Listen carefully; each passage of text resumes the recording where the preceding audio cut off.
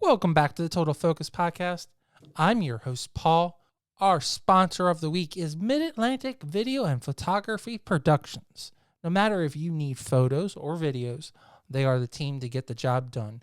If you need a wedding photographer or wedding videography or special events or headshots or a pageant photographer, they are the team to get the job done. Reach out to Mid-Atlantic Video and Photography for Production for your next video or photo project. Our special guest this week is Tatiana Kehring. She is a professional trainer, model, and so much more. I was so thankful to have Tatiana on the podcast earlier as a special to motivate people and keep people in the good mental and physical mind. So now I wanted to bring her back on for a full episode so you can learn all about her. So stay tuned and learn all about more about fitness and about all of the things you can do to keep yourself in the best mental mind as well. And welcome to the show. Hi, Paul. Well, I'm so happy to have you on the show. Tatiana is a phenomenal trainer, as you guys already heard on our episode where we talked about things you could do to keep yourself healthy and safe during the pandemic. And I actually recorded an interview with her almost a year ago, but Tatiana is 100% a perfectionist, which is what I love about a trainer. So she wanted us to do a new one. So what we're going to do is we're going to have Tatiana talk about her life and give her an opportunity to really tell her story. And then she's going to help us give some tips for things you need to do to prepare to go back to work and actually go back to the real world. So now that the world is coming back to life, and I'm so happy to have one of my best friends on the show. So Tatiana, to everyone that didn't get to listen to our first interview, how did you originally start? So you grew up in Russia, is that correct? Correct. Yep. And so did you always have a love for fitness, or how did that come about? I played a lot of sports in school in Russia. I liked running, and I learned a lot from my dad. He was a big athlete before. He was a boxer. He ran. He did a lot of different activities. So growing up, I learned a lot from my dad to be very fit and active. And when I came to America, I gained a lot of weight, like 40 pounds in 3 months. That's when I really thought, well, I need to really become serious about being in shape and keeping it that way. So would you define yourself as like a sports girl, or a in America they sometimes call that as a tomboy, someone who likes to play sports? Or were you always really feminine, or were you a mixture of both, or you just like sports too and you played very well? I'm definitely not a tomboy. Definitely very princessy, Now, very feminine. right, okay. So, but when it comes to, but you played a lot of sports then too, right? Yes, I'm very Okay. competitive. I'm feminine but competitive. I took karate for 9 years, and that's not a girl's sport. But I love competition. I like to win. That's It's not a feminine sport, but I liked it. So you like the competitive aspect of having a defined winner and a loser, and having that skill then. Definitely. I like to push myself to the limits. Do you think that's one of the things that helps you as a trainer, is that you can really define, you're definitely going to lose weight, you're going to like that kind of thing, like that opportunity to be skilled and to determination. It's Yes, that's that. And then I'm a perfectionist also. So I have to, if I decide to do something, if I decide to compete in bodybuilding or to prepare for a race or anything else, I'm going to dedicate 100% to this. I'm all or nothing, but sometimes I don't do anything. It's not like I go to the gym and just do medium workout. I either do my best or I do nothing. Is that how your dad had approach when it comes to sports too? Was he either all in or not at all? Yes, he said if you decide to do something, you have to be a winner. Is that for Americans that really don't have any connection to Russia at all? Is that just a mentality that most Russians have, or is that just a family trait that you guys um, try to pass along? It's definitely not just mentality because every person is different and it doesn't matter what country you're in. My dad is very strong person. He has a strong personality. He's very fit, and that's what he was teaching me when I was growing up. To never give up. If you have a dream, keep doing it, keep working for it, but you have to really want it. If you want something, you have to really want it and you'll get it. It's not just the Russian people, it's just my dad. Well, no, because there's this perception that Russians are very strong people and they work very hard, and they, I guess, I don't mean to overstep, but sometimes ruthless is, and that to me, I don't think that's a bad term. I think that's means that you guys are hardworking, soul to the I ground type of people. So I agree because I also think people are tougher in Russia because it's harder to live. It used to be harder to live, back in USSR and all that stuff. And then you just learn how to survive, probably. That's why I you have mean, to that's get how tough. I, You have no more choice. yeah, that's why I mean, most of the country is very cold, so I mean, I would assume that you have to have some kind of grit to you, or some kind of cut to you to be able We to not only drink vodka, we also work out and do other things. right, exactly. Now, so dad's the influence. So, Yes.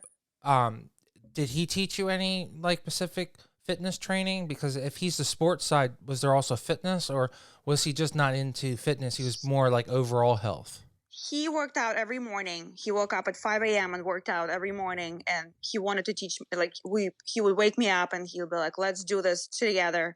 He ran a lot in the morning. We would go like on the trail and run with him. Um, that's what I learned. My dad was very active. He did a lot of things. Like in the winter, we ski, we skate, ice skating. In the summer, we run, we do other things. Like he was a boxer too. So Is that like an important thing for Americans that maybe we lack in? Is that we don't have winter sports and we don't exercise intensely during the winter? Because I find that when I watch Europeans or people that are in other countries that have winter climates, that they really do take, it's cold, but they have fun in the snow, and they take it to the full max. you have to love the snow and the cold, and you have to be tough. I mean, even in America, people who live in Alaska, it's very cold there, and then they're probably very tough people. I don't like cold personally, and I'm not a winter sports person. That's why I moved here. I want to move to Florida one day. So, but it's okay to go on vacation to like and have a snow, but I don't like cold that much. I'm more a summer sports person. Well, I guess my question, I guess I didn't ask it right. I was going on the behalf of, because Americans aren't very healthy on average. One of the defining things is that you have basically 6 months of winter. I mean, you do have seasons, but America does have predominantly all four climates. So about 6 months of the year, if you don't go out and work out, then you get even more overweight because you're just stuck in the house. It just seems like people in Europe that are in colder climates, they seem to work out more. They seem to be in better health. And I was just curious to see if you thought that was because they do a great job of going skiing and being out in the snow, and and having that like normal, just out and having fun. To me, there's a correlation, but I'm not. You're the trainer, so I was just trying to Maybe get. it's a little correlation. I think it's not. It's not that so important. I think the most important part is consistency. Even if you live in summer all year long, but if you're consistent training and with your nutrition, you're going to be successful. That's the key. Okay. Very cool. All right. So you decide to come to America, Hmm. um, and you already jumped ahead. So you gained some weight. So at that point, what did you decide to do? Did you just join a gym, and did you seek out a trainer? What was the course of events that led you to down the road? I was like 20 years old, working 3 jobs here, coming home, having pizza and a beer or pizza and soda, not healthy lifestyle. Of course, I knew it. Plus, the most important thing is food in here is very different from food in Russia. So in Russia, you can have pizza, but it's not going to be as unhealthy as here. So it's very different. I I didn't pay attention at first, and then after 3 months, I sent my picture on the beach to my parents, and my parents are like, "What happened to you? You gained a lot of weight." And in my eyes, I'm like, "Oh my god, yeah, I don't look good." They were very concerned about me because I'm always so active, always in a good shape, and here we go, 40 pounds later. So Then I decided to start exercising. I didn't have money to hire a trainer because I was just a student, working 3 jobs. I started running a lot on a trail and just doing body weight exercises, but mostly cardio. So does that really make like for our listeners out there that may have never worked out, is that something that really will make a difference? And can you start that little? What are those little interactions? Does those really make a big difference at the end of the day? Absolutely. You have to start somewhere and you cannot start full force. It has to be a progress. Your body is not used to vigorous activities, so you have to start and slowly progressing, adding more activities and weights and strength training and everything else. Now, I guess for our younger listeners, would you describe it to be like an elastic band? The newer it is, the more it snaps back, and then as you get older, it gets more stretched out, and it takes longer for it to come back. Is that a fair way? Like you have to take longer to get prepared. It takes longer to get back in shape the older you get. Not necessarily. I don't believe in that. I Okay. don't believe in the age. I was 20 in the bad shape. Then I was 28 when I competed in bodybuilding and took first place. Now I'm 34 and I'm trying to work out. And I know for sure from my school and studying that they even did the experiment. They took 20-year-olds who never worked out and 80-year-olds who never worked out. And they did the same activities, training, strength training exercises. And then they checked them after a month. And both 80-year-olds and 20-year-olds, they gained the same amount of muscle and the same strength. So Same amount. age doesn't really matter. Same amount. Absolutely. Yep. Wow. Okay. I mean, that's a Hmm. very interesting study. Wow. Yep. Okay. So But it's you also have to understand, we as like people, if they don't do any strength exercise, any strength activity, every year we'll lose 1 pound of muscle and it replaces with pound of fat every single year. so it's is it the act of doing resistance training, or is it the act of doing like actual like lifting and performing the act? I guess like using is it using the muscle, or is it resistance where you're just trying to flex the muscle, or Any both, or strength training, you any can type? use just your body weight. Any type of strength training, you preserve your muscle and you gain more lean muscle, and muscle is more dense than fat. You look better. You might wait a little bit, not as a little bit more, but you will look better. Is that I what? was, yeah, Go ahead. I was 100 pounds when I decided to go professionally in bodybuilding. Oh, And right now I'm 135 pounds. And now I have less fat than when I was 100 pounds. okay. Um, is that why yoga is so effective? Because you're putting resistance on it. No matter, even if you're not using your weight, you're using your body to strengthen and lengthen. And the idea with yoga, I guess, is to lengthen your muscles. Then, right? Strengthening, lengthening, stretching. Yoga is great for you. There are different types of yoga. I like hot yoga. I like vinyasa. It's great. Yeah, it's making your muscles leaner and longer. Okay, so basically, if you would I mean, I guess I would it be just as simple as say if everyone would just stretch every single day that their muscles would be a little bit more healthier and you'd be in a better spot. Stretching is good for anyone. But I It mean, is prevents that injuries. but like um I guess doing yoga stretching, if you just simply do that, you would be in a better spot then, right? Of course. Okay. Yeah.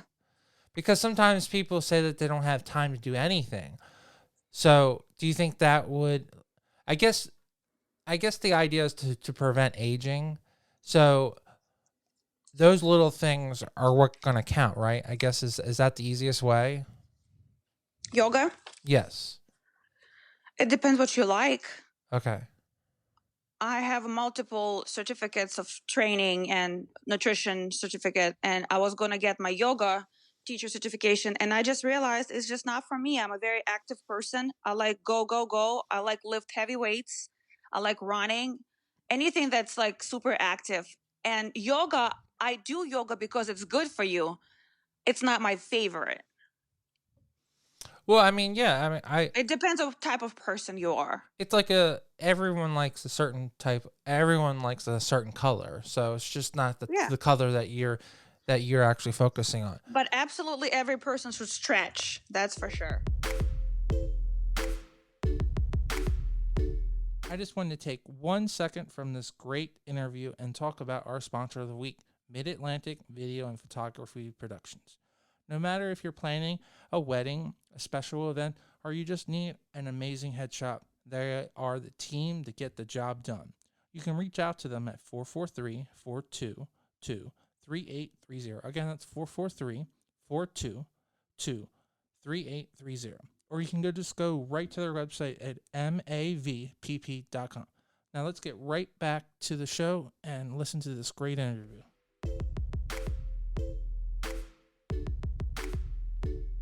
You gained 20 pounds, you started doing resistant training, started working out. So you said that within 4 years you were doing competition. So that's the MPC competition, correct? No, not within 4 years. It's been a long journey. Okay. I was a cardio queen for a long time. Oh, When okay. when I called those people like skinny fat or just skinny, I was just running a lot. I ran races and I loved running. I didn't do much strength training exercises. Well, first I didn't have time. I was in school full time, working. I just ran whenever I could. And then I just like I saw these girls in a magazine from a bikini fitness competition, and I said, "Oh my god, I want to look like that. I want to have shape to my body, Now, not just in yeah." Russia, do they not have those types of magazines, or have you ever seen that type of competition at all? They do, and it's very popular in Russia and in Europe. Okay, it is. Okay. But again, I came to this country when I was 19. I didn't pay attention much Well, to. I was just curious so so bodybuilding, I guess, and fitness competitions. So is that like a major sport in your country then? Is that something? Yes. Okay. Oh yeah, definitely. Okay. So you already had that, I would assume, in the back of your mind then. No, not really. No. I Okay. was more into cardio, running, just some other. I did do strength, like just hit high intensity interval training, just body weight, some of the body weight exercises, but I didn't really lift weights. Well, I mean, you're pretty close to my generation. I mean, I'm 38. You're in your early 30s. Um, does Arnold Schwarzenegger influence you at all? Oh Or yes, he's a huge icon in my country, of course. okay, I just didn't know if like if that's something that you look up to, someone who like because he came from a small town and then he Mm-hmm. totally changed his body. I don't know if that story resonates with you and like motivates you, because it sounds like that kind of story is basically your journey. You came from a very small town. Your father, you know, gave you all these things, and then you went off onto your journey to where you Actually, are I now. didn't come from a small town. I came from Moscow. It's a Oh, you. huge Oh, city. I'm sorry. I didn't. We Yeah. to my I always assumed that you lived in the suburbs. So No, in the city. you lived in the city. Okay. Um. Well, the stories don't have to be exactly the same to have a comparison. So, um, it you still came from a far land and to make your living, to make your life, and to be successful. So, I mean, Yeah. yeah. Um, I guess the overall thing when it comes to where you are now. So, you said that the primary thing that you were focusing at the time was running. And were you were you just thinking that was the best way to really get the best health, or like was that something that was instilled by your father, or were you just Yeah, my really father used to run a lot. okay, I just like running. okay. Yeah. So, um, what what popped in your head, or what do you think came to that you wanted to do lifting and wanted to do a totally different type of workout? So the main misconception on girls and lifting, people think if girls lift heavy, they're gonna be huge and looking masculine and big, having big muscles, big thighs, and big arms, and it's not true. Unless you take in something, illegal to get big, you're not gonna be big if you're a woman. That's why I was scared. I always wanted to stay feminine. I didn't want to get big, but once I realized, I went to school and everything, I'm like, oh my god, I love lifting weights. It gives shape to your body. It shapes it really nicely. You look feminine, and you know you look great.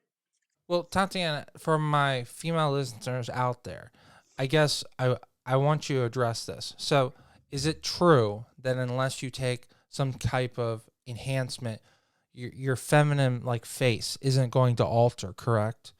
Like, Correct, absolutely not. right. So, even if you do put on muscle, you're still going to have a very feminine face, and your Oh, breast, absolutely. right, and your breast tissue is not necessarily going to shrink, right?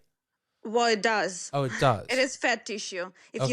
If you lose fat, your breasts can get smaller. Okay. So I guess for my listeners out there that are concerned, at least when it comes to their face, they're definitely still going to be very feminine. So I guess the other question, is it very obvious to you that if you have a female person that you're working with that has taken steroids because they look a little manly, because their jawline or maybe their face is a little altered? Absolutely. The Okay. voice, how the body looks, everything. We become stronger. Lots of changes. Women, we have a lot of estrogen, and to have striations in our leg muscles, it's harder than men. Very hard. When women take enhancement drugs, they have super ripped legs, striations, and stuff. That's really not natural to have it for us. So I guess it's just a it's just a sad rumor that people have spread, a nasty little that women are going to become feminine, I mean manly, if they lift weights. In all fact, in all reality, it's just if you take steroids or take some kind of enhancement, it sounds like you'll just build some muscle mass, and maybe your breast tissue will be a little smaller, but overall you'll probably be extremely still feminine. Is that the fair way to say it? Yes, it depends on also what exercises you do. What the most important part, your nutrition. what you eat. You have to eat a little bit high protein, lower carbs, healthy fats. Then you're gonna look feminine. Specific exercises. If you want to have bigger glutes and nice and strong glutes, you do specific exercises. Yeah. Now, I guess the question I would ask, um, is it as women age, as they get older, when they get into their 40s and their 50s, 60s and 70s, does that extra muscle mass that women are not usually having, does that hurt them with their bone mass? Or No, no, the it opposite. does it The us. opposite. Yeah, exercise, strength training strengthen the bones because the older we get, our bones become more fragile, and that's why older people, they when they fall, they break a lot of bones. When you do strength training, that prevents that. Okay. So one of the things that, because women are prone to um, brittle bones more than men are, because I guess the Hmm. size and the muscle mass, like you just pointed out. So it would definitely be in their best interest to do that then, right? Is that how you're Absolutely. Yeah. Okay. So that's really interesting. Okay. See, there's these differences in men to women, or women to men, that, unless you're a woman or unless you're a man, you don't understand. And that's why I love to have you on, Tatiana, to really talk about this, because uh, it's really important to disown these myths, because I think a woman can be super strong and still look very beautiful, and I would love to encourage that. And I'm sure you'd love to have more people to work out with, as well as just having more healthy people. If we can have more healthier people, um, I think this country would be a little bit better. Um, so you transition to your new lifestyle from going from running into powerlifting. So how is that transition? Not really powerlifting, more like bodybuilding. Bodybuilding. Okay. So is there Powerlifting is a little bit different. so those are totally two different things. Absolutely. Okay. All right. So I guess would the comparison be like Coke and Pepsi? They're kind of the same, but they're totally different. Is that fair? Or But powerlifting, you train to gain power. Bodybuilding, you train your muscles to get leaner and more obvious looking. It's completely two different sports. okay, fair enough. So, um, I guess what do you find to be the end goal? Would you, uh, if if you would have never done a competition, would you still be um in that mindset that you're going to be focusing on that type of fitness, or would you just be doing normal overall health? I would probably eventually come to weightlifting. Okay. Nowadays, women realize the importance of that, definitely. And me coming from modeling career back in Russia when I was younger, I was modeling a little bit. Everyone, models are scared to gain muscle, scared to look masculine, scared to look bigger. That's why maybe I was running so much. I didn't want to look bigger. I didn't realize until I learned the truth. It's all people believe in myth and they don't know the reality of it. So is it true, if you have more muscle, you can eat more and you burn more calories than sitting on a treadmill for an hour and burning calories? You can burn more calories? Yes, you can. Okay. So you can just simply just by doing the right lifting exercises, you can do the equivalent amount of cardio and exercise burning, and not have to do cardio. So I guess in my experience, when it comes to my male friends, a lot of my male friends never did any cardio, but they were always very lean. Is Hmm. that what was going on? That they were lifting and burning so much calories by lifting? You do burn calories, but not necessarily. You should definitely include both cardio and strength training into your routine. Cardio gives you a lot of endurance. Your heart and lungs become stronger.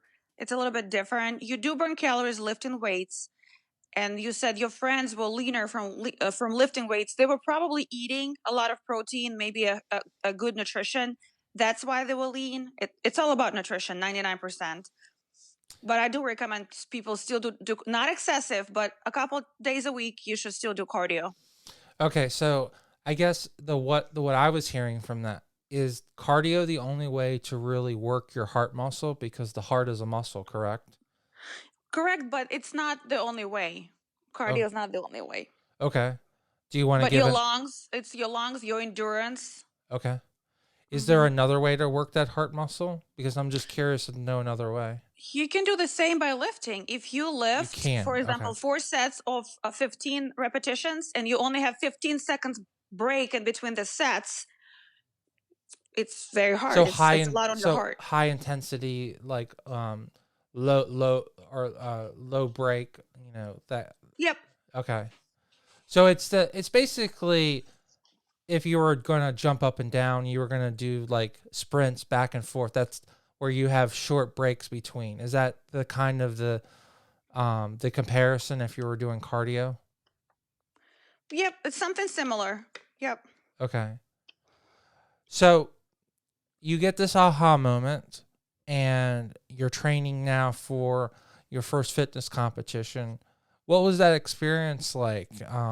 Did you feel like going into it like you wanted to really um,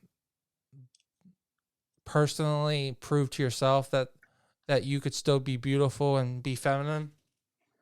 No, my goal was to win. Okay. I wanted to look like that because bikini has different bodybuilding has different divisions. There's physique, there's figure, bikini, bodybuilding. So I wanted to do bikini because you look muscular but you still look very feminine. So I wasn't afraid to look masculine because I know you look very feminine. My goal was to win and I wanted to look good, and I did my 110%. I dedicated myself fully to for this competition. Would you compare? I assume you haven't been in a pageant, but Would you compare your experience to doing NPC as the same thing as being in a pageant? Would you say there's um simpler? Yes. Okay. Yep. Do you feel that if someone wants to do a pageant, would an NPC competition be a good like practice ground because you have to be on stage and you are being judged? Mm-hmm.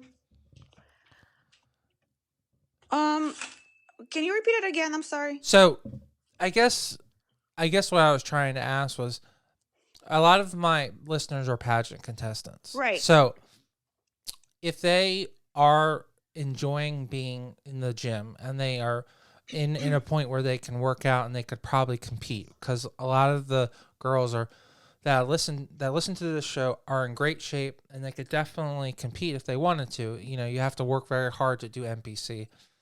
Do you think that would be a good ground to practice being in a pageant, because you have to be on stage and you Oh, are being absolutely. It's a stage presence. It's not, so when you compete in bodybuilding bikini, the judges not only judge your physique, they judge the whole look. They judge your hair, your makeup, your bikini suit, your posing, how you walk.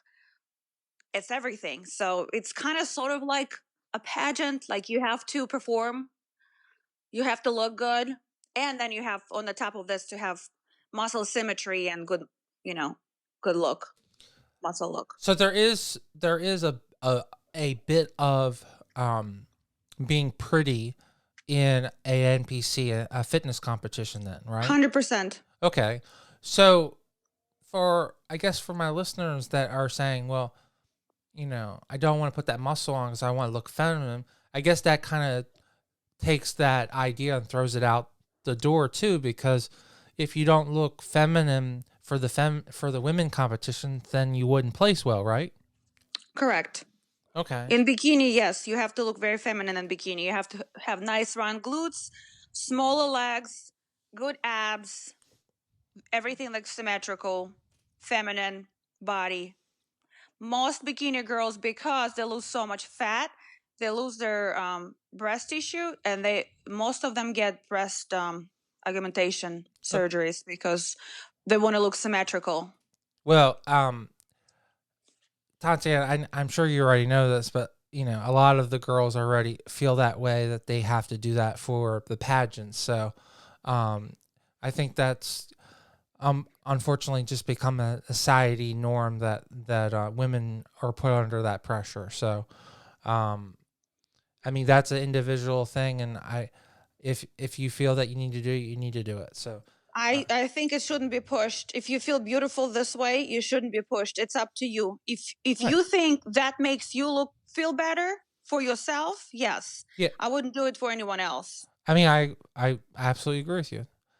Um, so how did that first competition go? I assume you placed and you did well.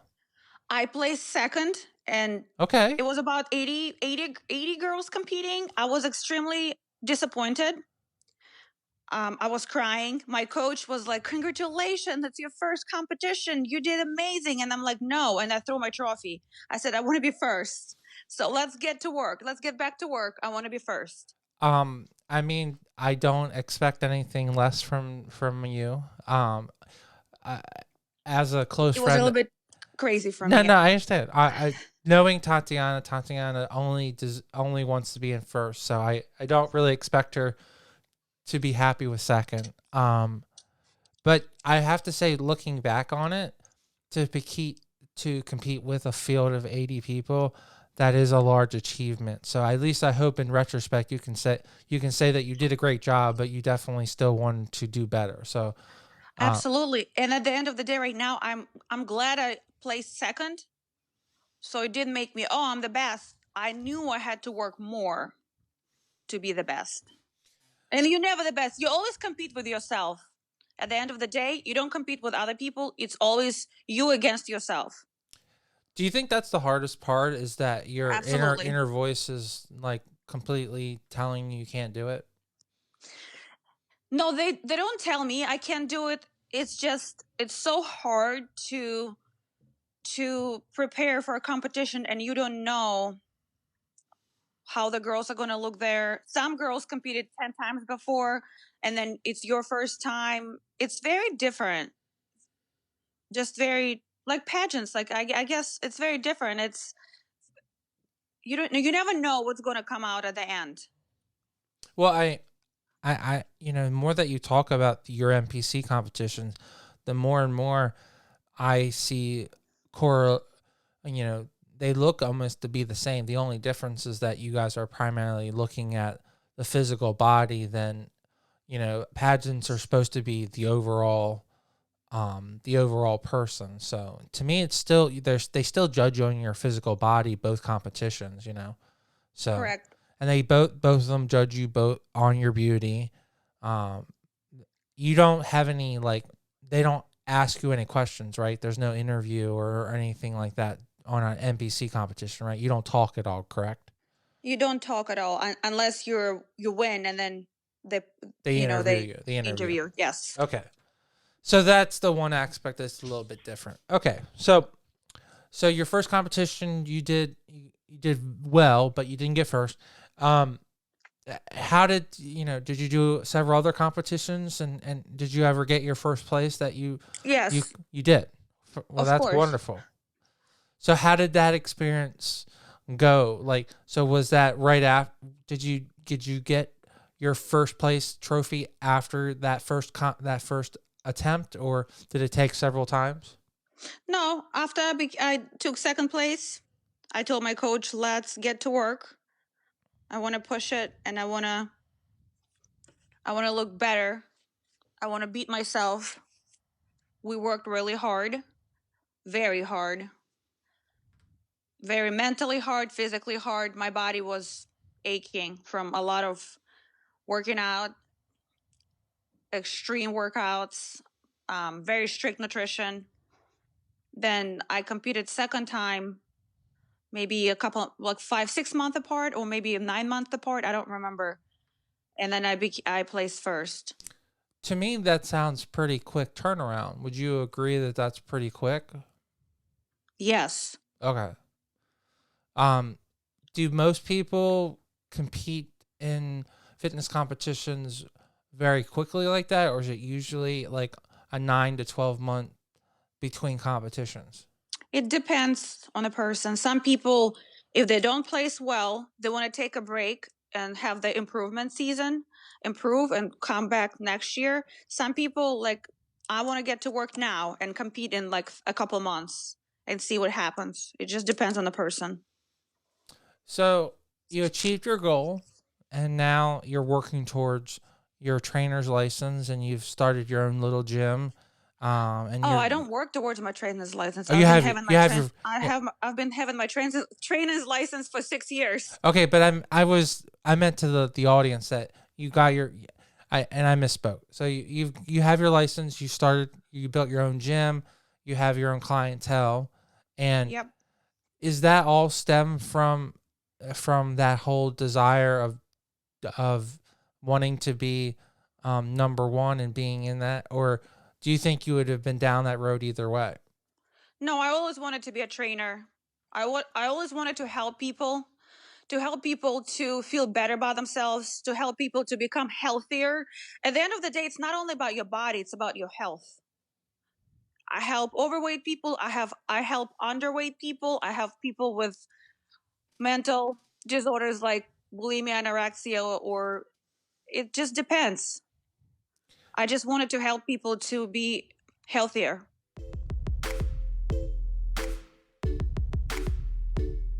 I just wanted to take one extra second and talk about our sponsor of the week, Mid Atlantic Video and Photography Production. No matter if you're planning a wedding and you need a wedding videographer, you're doing a music video, or you're doing a commercial, they are the team to get the job done. You can reach out to them at 443 422 3830. Again, that's 443 422 3830. Or you can go right to their website at mavpp.com.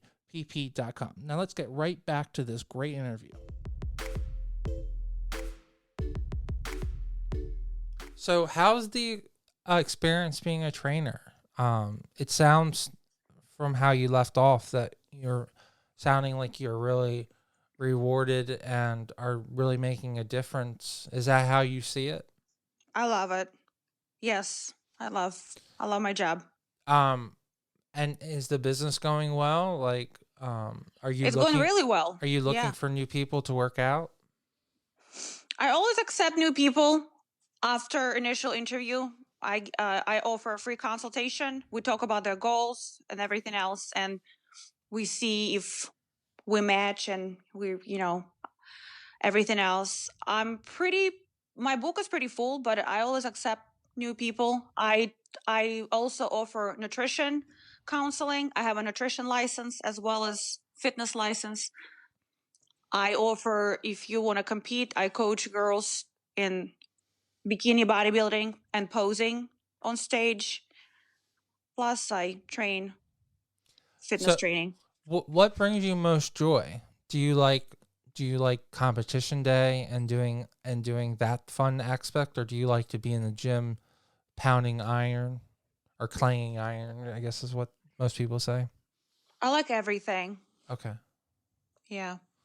Is it just the atmosphere that you're addicted to, or is it the smell? Because um, I personally worked at a gym for several years. I know that I know it's weird, but like it's like it's a home environment if you go there enough. Of course, people have friends there.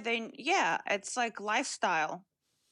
Is it something that is hard for you to deal with right now because of COVID, where it's not really safe to go to a large gym, and most people have to have a home gym environment for the time being? It's not hard for me, but I'm so thankful I have my own gym and I can work out any time I want.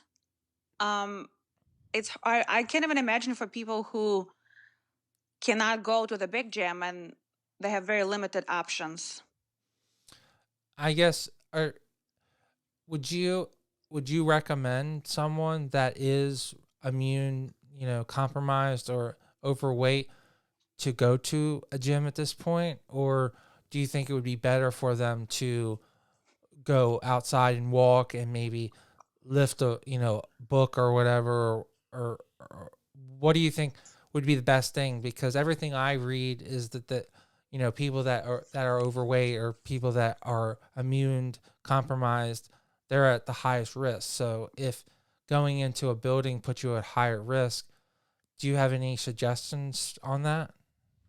I would wait You would to go wait. to big gyms because from personal experience, I saw people do not follow any rules. They do not wear masks. They do not have 6 feet distance. You have to be careful. If you're immunocompromised, you probably should exercise, maybe do some body weight exercises, walk outside. You can always go and do cardio outside by yourself. Of course, it's harder to motivate yourself, but you just have to do it, especially now the weather's getting warmer. You can go to the park, you can go on the trail and walk. And of course, number one is nutrition. Just try to eat healthier. I guess that would be the underlining thing, with your meal planning that you do, and meal prep Hmm. suggestions. Um, how would someone sign up? Do you have a website that they can go to, or do you build a 10 day or 20 day or 30 day plan? How does that all work? I have a website. You can sign up and request, and then I reach back to them. It's tatifitness.com, and you can see my price list, and you can see what I offer nutrition wise, training wise. It's a lot of different options in there. I can also do online training if you're not comfortable to come face to face. I do a lot of online training and Zoom training and just a lot of different options. Oh, you're offering Zoom training. Okay. I do. Hmm. Do you find that to be a growing sector of your business? This virtual kind of like classroom type of environment, or a weightlifting kind of environment? Yes, it's more comfortable. I have a couple clients who moved to another other states, and we still work out on Zoom. Okay. I still Wow. check with them nutrition wise on through emails. Check on them. I do have new clients from another states. They just somehow like found me, and it's going well. So, I mean, that's awesome, because I guess you could say that less than 10 years ago that wouldn't be possible. So that's a pretty incredible thing that's really possible now that we have this possibility to have video chat so quality and good that you can do that's pretty awesome. Um, Definitely. do you find that to be like rewarding that so many people, even in either other states, are reaching out to you? Does that personally fulfill you? That like does that reaffirm that you're doing the right thing and you're helping people? Yeah, it makes me happy. I'm glad to help. And if someone reaches out to me and be like, I'm from that state, but I saw someone, somehow I found your website or something. It's amazing. Yeah. So before we end this, I wanted to ask you some questions. So we are not out of the pandemic by any short, but there are people that are going back. They have their full vaccination shot. And we spent an hour last year talking about what you could do at your house to keep yourself in shape. So now I guess I wanted to throw you some ideas and ask you some questions. So Okay. for our listeners that I guess were mostly housebound and they were like office workers, do you have any suggestions from legs, like anything they can do from to get themselves legs, so that, they're going now back from, they're going to go to the office, so they have to walk to the office and everything, maybe they'll be out of breath. Do you have any suggestions? Is it just as simple as just going walking, or is there other things that they should prepare to do to make sure that they don't have an injury and they don't get hurt? Because we've now been sitting around for over a year, so I'm sure some people are going to get hurt when they go back to the office. Yeah, always do dynamic stretching. So what is dynamic stretching? Because some people just don't Dynamics. understand that. So, dynamic, there's static stretches and dynamic stretches. So, dynamic stretching is active stretching. It eliminates force and its adverse effects from stretching. Like it's different. It's called active stretching. It stimulates and prepares your muscles pretty much for use during your exercise. It's not only stretching muscles, but also prepares muscles for the action. It's activating them and warming them up pretty much. So would that be like when someone is stretching to go for a run and they pull their hamstring back, or they bend over and they stretch their back out? Is that an active stretch then? No. No. You do static stretching, which is just reaching your toes or, bending your legs after you run. If you do it before, you can tear your muscle. Okay. Dynamic stretching is pretty much warming up exercises. Okay, so like jumping jacks. Yeah, jumping jacks, you can like move your legs back and forth so to warm up your muscles. Arm circles, do arm circles. So okay, so just so because I'm playing dummy, but like I also want to clarify. So you're saying by just swinging your leg back and forth, it warms up your muscles and allows. Oh yeah, absolutely. Okay. Yeah. So is that the same thing that if you wake up and your legs are stiff and you rotate your foot to get all the muscles and joints moving, is that the same type of effect too? Is that what that means? Yeah, it's just warming up your muscles and make blood circulation better. Mm-hmm. Okay. So overall, that should be something that you should do every morning then. Ultimately, yes, that would be good. Right? Yeah. Because I mean, some people get very stiff as they get older and they sleep, right? Oh yeah. Yeah. Yeah.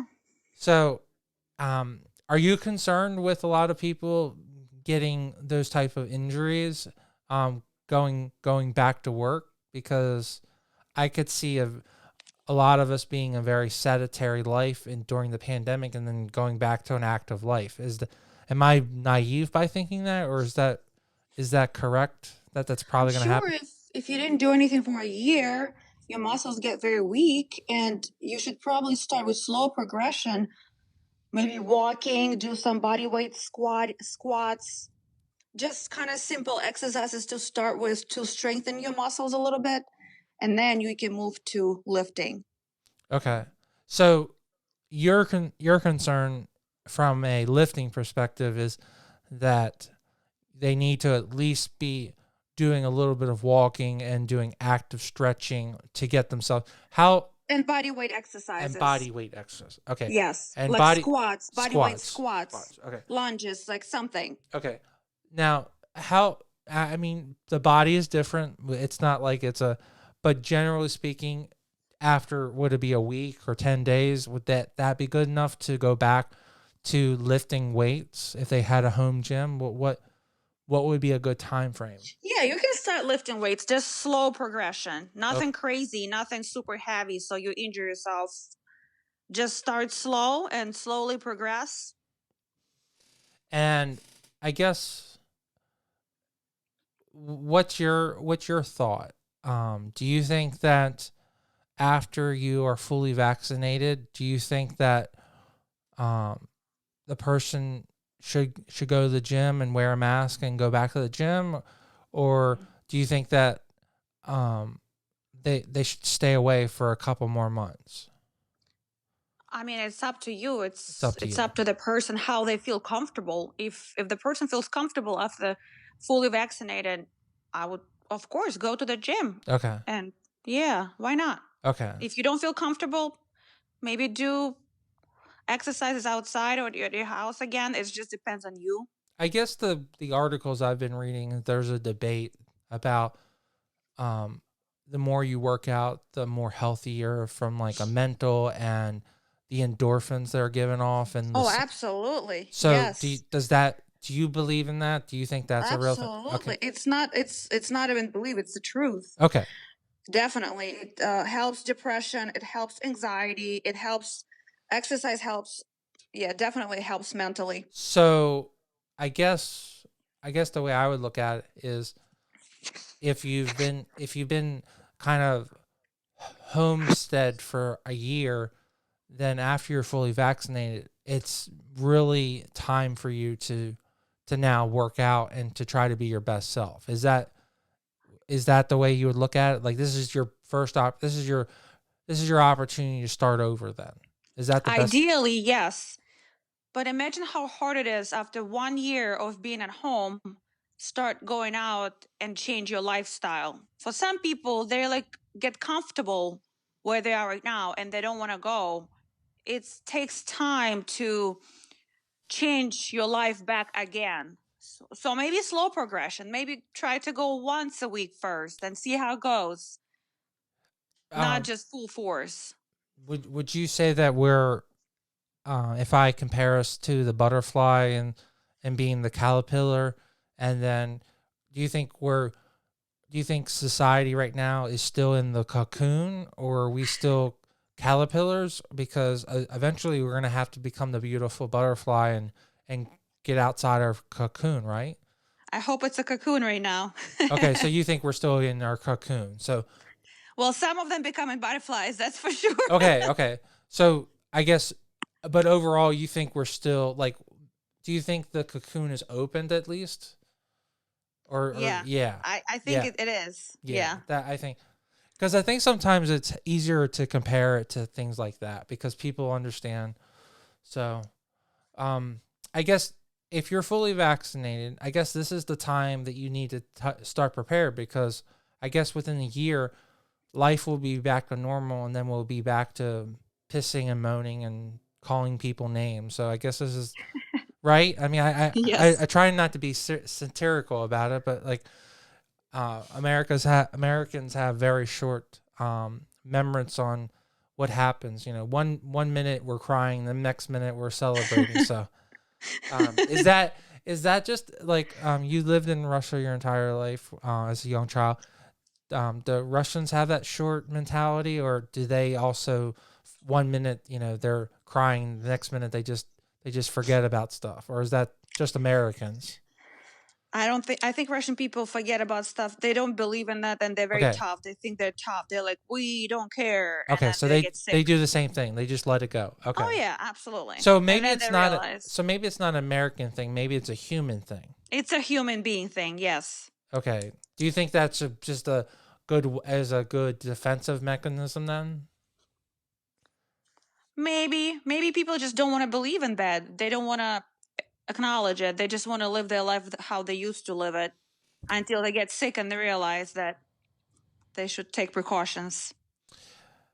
I think you're right, Tati. So, is there anything that we didn't talk about that you wanted to bring up? Because I want to make sure that everyone knows how incredible you are, and I really appreciate you putting your time together and talking about what you could do to prepare my listeners during quarantine. And I hope that they really got to know you more, and I hope they reach out to you, and I really hope that the tips you gave them for coming out of the cocoon will help them as well. So, is there anything? Thank you, Paul. Oh no. Just I just advise people be careful still, get their vaccinations, try to get to become more active. It's the weather is changing, it's getting warm, and I want everyone to enjoy their summer. And if they need any help, they can always reach out to me. Any questions about nutrition, workouts, competitions, or anything else, I'm here to help. And I'm going to Tati's information is going to be in the byline at the bottom, so you can just click on the link. But Tati, you should tell them right now in case they just want to go to your website while we're on here. So, do you have an Instagram? Do you have a website? Can you tell that I have again? a website. It's Tati, Tati, fitness.com. I have Instagram as well. I have another Instagram page for healthy recipes. So, yep. Well, I mean, I really appreciate your friendship, first of all, Tati, and I really appreciate your time. And I hope after the pandemic is over, we can actually talk about just working out and doing NPC competitions. So I'd love to have you on in the future if you'd like to be on the show.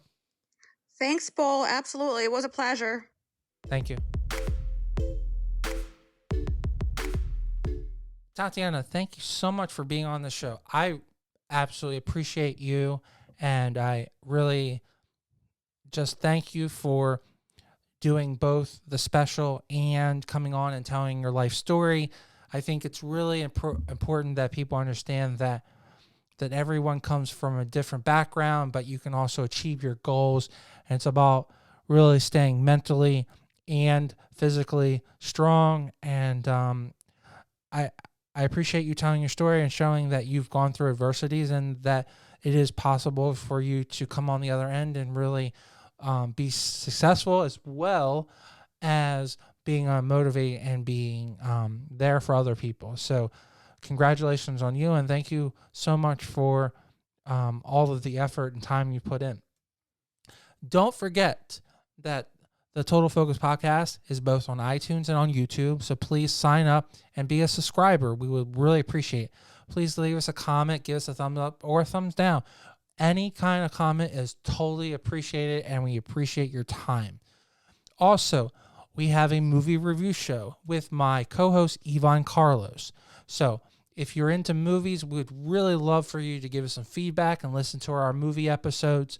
It's called The Movie Breakdown, and I hope you guys are interested. And as always, please stay tuned.